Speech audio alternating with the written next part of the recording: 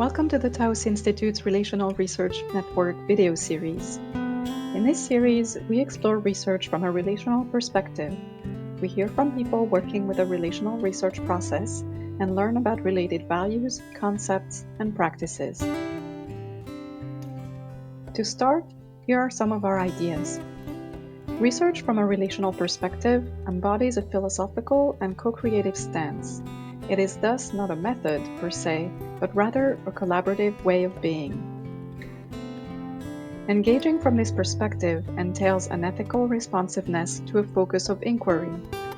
Recognizing that reality is created through language and social structures means it can also be recreated. Relational research is a process that is attentive to broader relations and interactions. The purpose is to expand possibilities and co-create transformative potentials. We hope you enjoy the series and invite you to join in the conversation. Harlene Anderson, a conversation with Papusa Molina and Rocio Chaveste. Why not about research? Harlene Anderson is recognized internationally at the leading edge of postmodern social construction-informed collaborative dialogic practice. She is a founding member of the Houston Galveston Institute, the Taos Institute, and Access Success.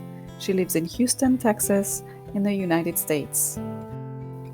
People around the world increasingly want to have a voice and input into decisions that affect their lives, what kinds of services they need, the kinds of services offered, and how the services are provided.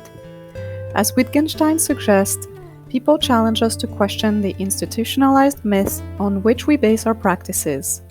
Collaborative dialogue practice joins an effort to question the established conventions of our social science research practices, not as an alternative practice methodology, but as a different way of conceptualizing research and knowledge.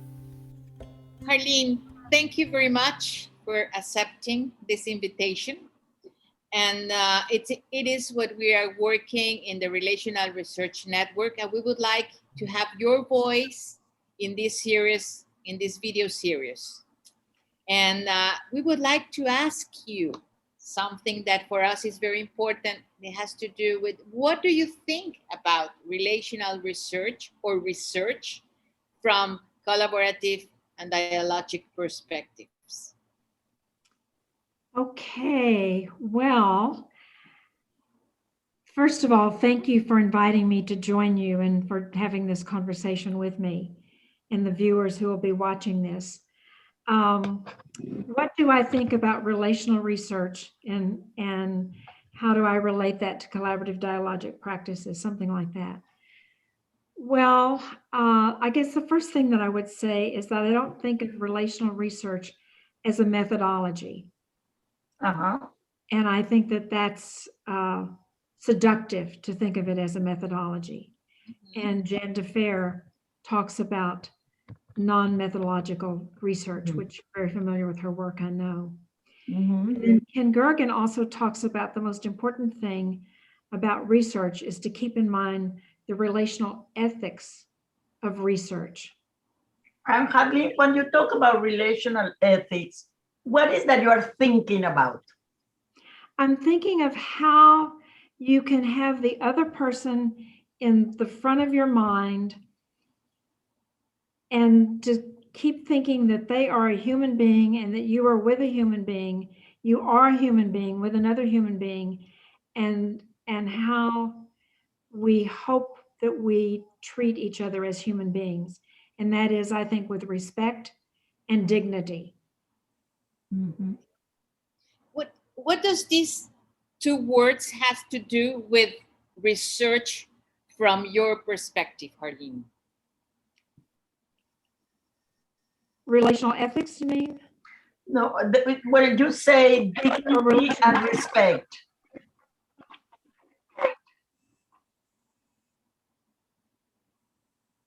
Oh, dignity and respect.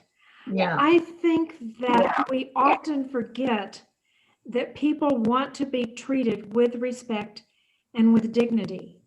It shows that they are a worthy human being and that you're not judging them, You're not speaking to them, at them, or for them.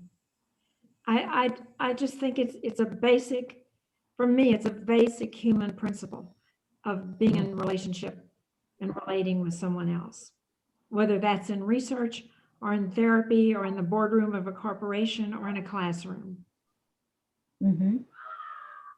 So when you think this idea of dignity and respect and relational ethics, how would you, quote unquote, construct a concept or a meaning of research from this perspective, taking these three elements that you are talking about? Well, when I think of research, I think in the same way that I think of all my practices, and that is to think in terms of the conversation and the relationship, the space and the process that you create for those, and how you can invite relationships and conversations that are more rather than less generative.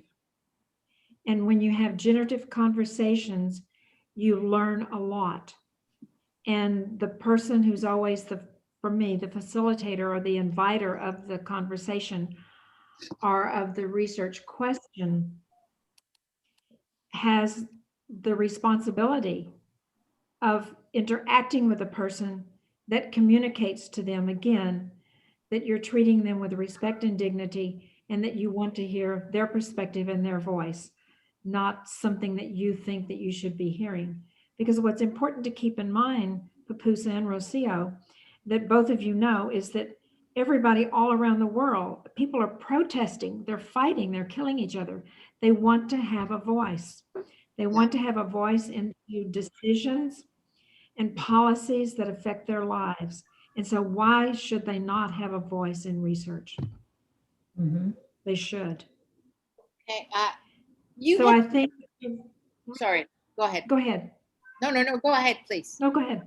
No, I was just thinking we know that the group that we are working in about the practitioners of collaborative and dialogical ideas, we work more with the dialogical social inquiry. What do you think are the differences between relational research and dialogical and social inquiry? Well, first of all, I must admit that I don't know a lot about what people mean by relational research. My sense is that people have various meanings. Mm-hmm. So I'm not sure what the connection, the likeness, the similarities, or the differences would be.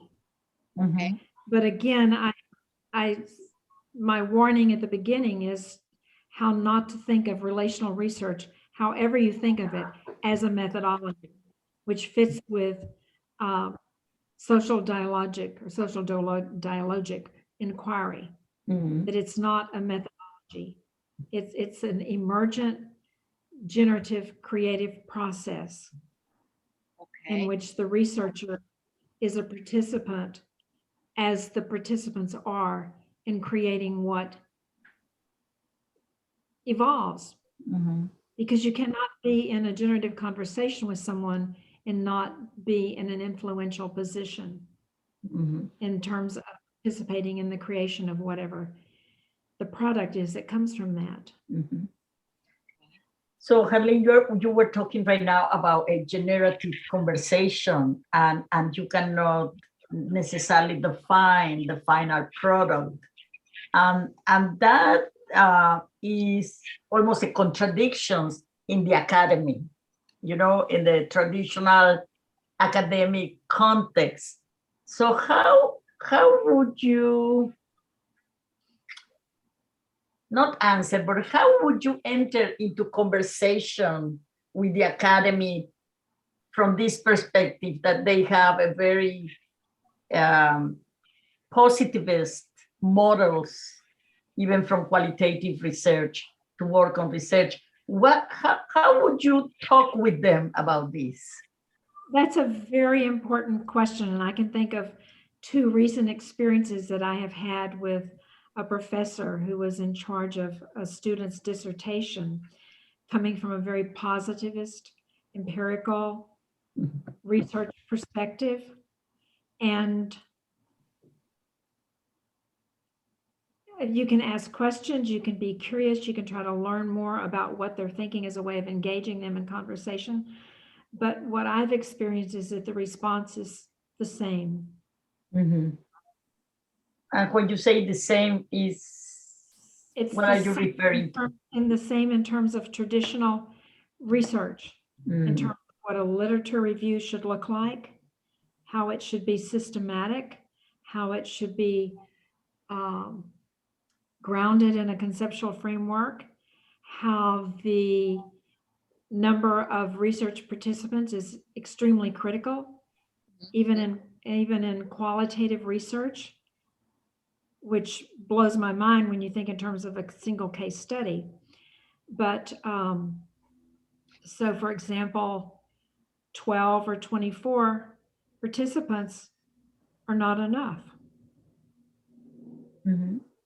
So, and then when you start thinking in terms of the analysis of the quote unquote findings or data, the data analysis, then that gets for me even stickier, because rather than using some preformed method or program to sort the information out for you by picking out certain words or phrases or whatever you've programmed it to pick out, it gets very, very sticky, I think, in terms of, because you're still, as the researcher, you're participating as an expert, you're participating in the interpretation of the data because you're participating in how it is interpreted. And usually the participant's voice is not there. Okay. Now there is this method, this, what is it called? Check finding or something like that. In more classical traditional research.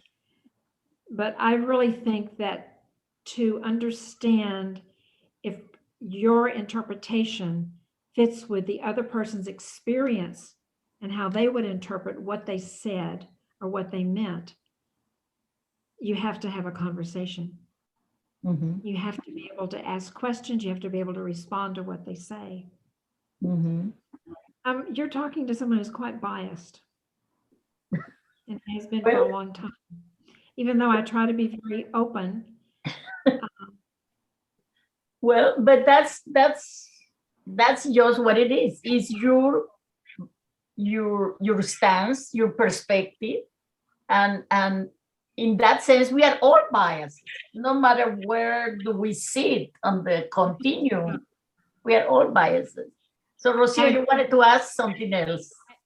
I just wanted to ask Harlene, can you please talk a little bit more about this conversation in not just in the inquiry, in therapy, in everything? Can you talk a little bit more? What do you mean by conversation in research or in inquiry? Well, I think in research, we often think we have to have questions to gather data, facts, and information that we can record, make notes on, and then code and analyze.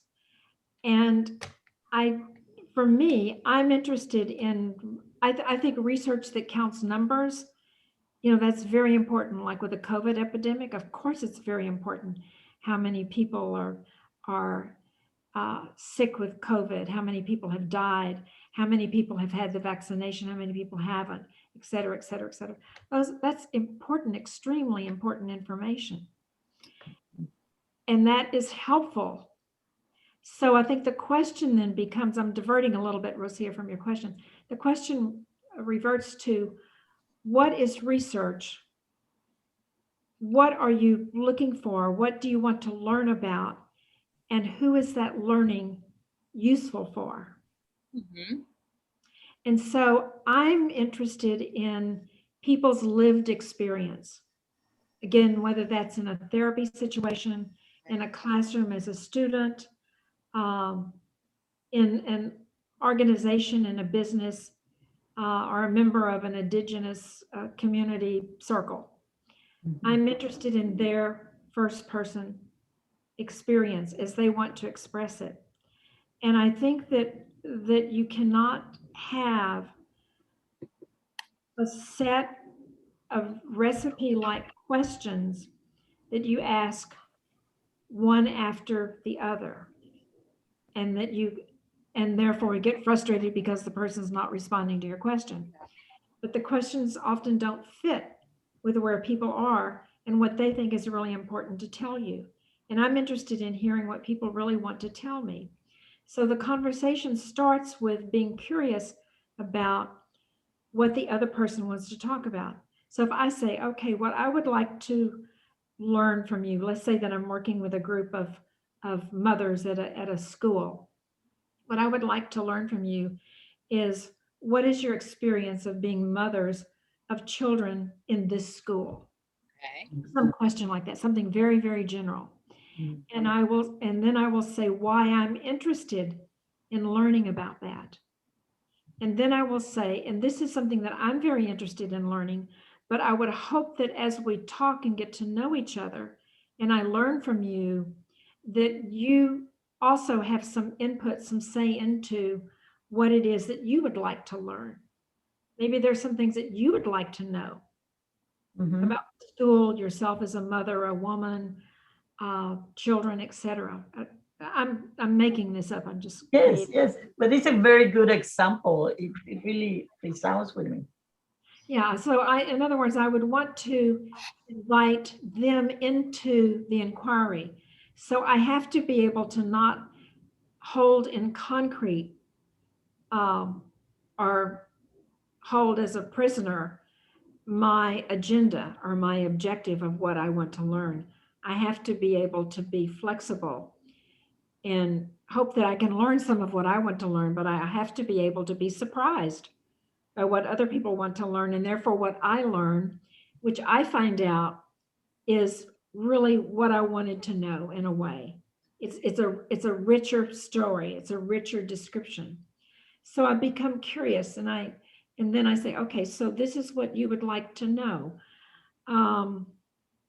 You would like to know more about the teachers and how they decide on discipline or something like that. So where should we start in trying to learn about that? Should we ask the teachers what kind of questions? If we do that, what kind of questions would you want to ask them?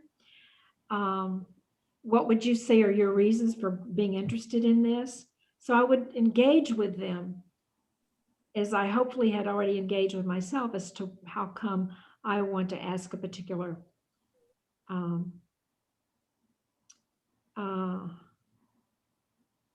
what I don't want to say a particular question. It's not a question. It's how I would want to follow a particular line of inquiry. So I want to engage them. Now, this is very, very different than traditional research. When you think in terms of, okay, so how is it repeatable? How is it reliable? How is it verifiable? Yeah. What is the validity? Many people ask, what is the validity of The it? validity, the V word, yes. Yeah. That's the word I was looking for, the validity. Reliability and the validity. I was thinking because many of our students or people who are doing their PhD program or master program or whatever, they ask us, what kind of questions do I have to do when we are working from this perspective? And how could you explain them? What kind of questions or how do you call them? Because we don't know many times how to answer these with a name or something like that. To be generative, to be just curious, to be tentative, to be what? What do you think about the questions? I totally agree with you that a lot of people learning to work the way we work, or a lot of new therapists or people coming to therapy for the first time as therapists, as in training, they want a recipe, they want a map. And I think our educational systems have trained them to expect that, Mm-hmm. give them the manual to follow. And so I really believe, and I try to talk in terms of that if you become curious about someone and you can really genuinely listen to them and pay attention to be present as they're talking, they will tell you what to ask. In other words, they will pique your curiosity. They will make you curious. You will become curious about what they're saying. And so you will ask curious questions. Now, I cannot tell you what a curious question is, but if I were to watch you have a conversation with someone and try to learn something, I could say, oh, what a wonderful, curious question that was. But again, that's not a question you can ask the next client Uh-huh. that you see, nor the next mother that you see with a 10-year-old who doesn't want to go to school. Uh-huh. So that's why I agree with Jan that it's not a methodology, because it's not repeatable.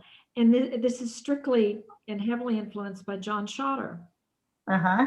who talks about the performance of inquiry, that you are in it naturally and spontaneously. Yeah, the whole concept of a spontaneous response. Yeah. Yes, the spontaneous response. Okay. And Papus, would you like to ask something, Papus? Well, more than anything, I was thinking, because the idea of this is short conversation. So I was thinking, okay, what are the ideas you've been sharing with us? The importance of a conversation, of not a methodology, the curious question, the creating as you go. So how would you like to close this conversation for today, Harlene? What kinds of things maybe are still in your mind that we haven't asked or talk about it? Well, I'm not sure about things that you haven't asked that I haven't talked about, but I could make some points of what I think is important. Okay. Trying to do relational research, or collaborative dialogic research, or social dialogic inquiry. That first of all, you have to keep in mind what your agenda is and why you have that agenda. And you have to hold that agenda lightly. Mm-hmm. Equally important, or maybe even before that, you have to keep in mind that you are a human being working with another human being. Mm-hmm. And thirdly, that when you treat people with respect and dignity, you begin to develop mutual trust, and you begin to develop a way of doing something with each other. And this is something that just doesn't happen like that. You don't walk into the room where you think you're going to do an interview. That word, interview. Where you think you're going to do an interview and you had your clipboard and you're ready to ask the first question. I just don't think you can start like that. You have to develop a relationship with the other person to be able to be in the kind of conversation that I'm talking about. Mm-hmm. As I said before in many of my talks and in my writings, that I think relationship and conversation go hand in hand. Mm-hmm. They influence each other. The kind of relationships we develop with each other influence the kind of conversations we can have with each other. The kind, and importantly, the quality of the conversation for all the conversational partners.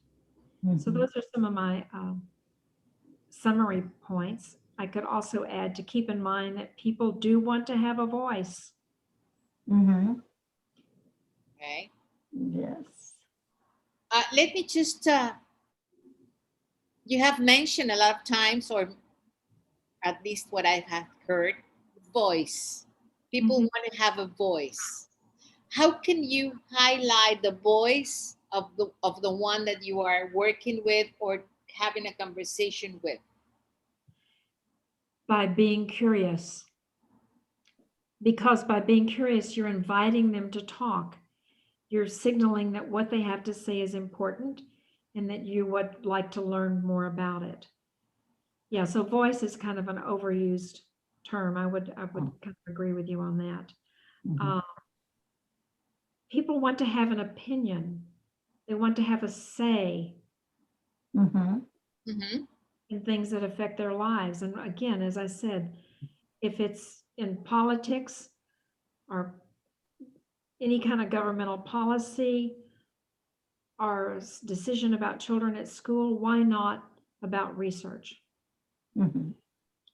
Okay. Well, That's the name of a paper. Why not about research? why not about research? I like it. So maybe it's our next conversation Or maybe that this will be the title of the of this presentation, of this conversation, because every conversation needs a title. So let me write it down. we would love to have that. And How did we say the phrase? I lost it. I just said, why not about research?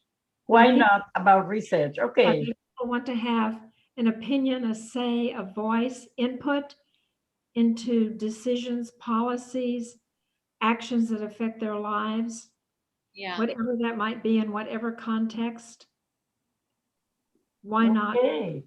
Yeah. let me just ask you something else, if you don't mind, Harlene. It's about listening, that I Okay. think has to do with the voice, Mm-hmm. and that makes me curious about how can we are invited to listen these voices, and how are they important for us and for those who wants to be listened. Well, there's so much written about listening, and it's almost as if it's like something you can learn to do, like another method or a technique.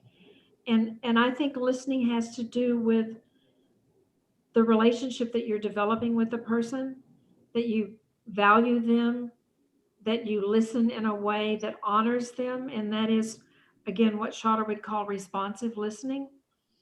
That you are responding to what it is that you think you hear, and to keep in mind what you think you hear, or as Tom Anderson might say, what you think you might have heard. Mhm. Okay. Well, That's your interpretation, and how to check that out with the other person. And that for me is listening. mhm. Anything else you would like to say about relational research, collaborative dialogical research, and social dialogical inquiry? No, I think the Relational Research Network is doing something very important. They seem to be all over the place and making a lot of inways into research, and I support them. Even though, as I said, I think that if I were to ask 5 people who say they're relational researchers, they might have something in similar, but they would have their own unique Mhm. definition of it, because that's part of what's important. Mhm. The researcher has to be him or herself. They have to be themselves Mhm. in doing the research. They have to be able to be spontaneous and natural, which I think is a critical part of relational research, as I understand it. Thank you, Harlene, because for us it was very important to have your voice, and well, your all the way that you have been working with since long time ago, and what you are doing in research or inquiry. Thank you very much for being part of these videos, of these serious videos, and I hope that everybody would enjoy this conversation, hearing you, listening to you. I hope so. Thank And each of you, Rocio and Papusa, for inviting me to join you in having this conversation. And Rocio just said something that reminds me of one thing that I would like to say. I prefer the word inquiry you. rather than Yes. research. We Yes. have to develop a new vocabulary, a new language, to be able to have a different orientation toward what we're doing. Yes. Okay. Thank Thank you. Thank you, ladies, and thank all of you who are listening. And if you have questions that you would like to ask me, you may email me, you may contact me through Facebook or LinkedIn or on my webpage. And I'll be happy to respond to your questions. Love to hear your comments, your critiques, of course. I welcome critiques. You learn everything anybody has to say. Thank you. Okay, thank you. Thank you to Papusa Molina, Rocio Chaveste, and Harlene Anderson. More about Harlene at www.taosinstitute.net/Harlene-Anderson. Please join in the conversation. What captured your attention in this video? How do you think these ideas reflect a relational orientation to research? Please leave a comment on this YouTube page or join our community at www.taosinstitute.net/relational-research-network. There you can find a lot more information and resources. We thank the Relational Research Network leadership team for the vision and dedication to making this video series come to life.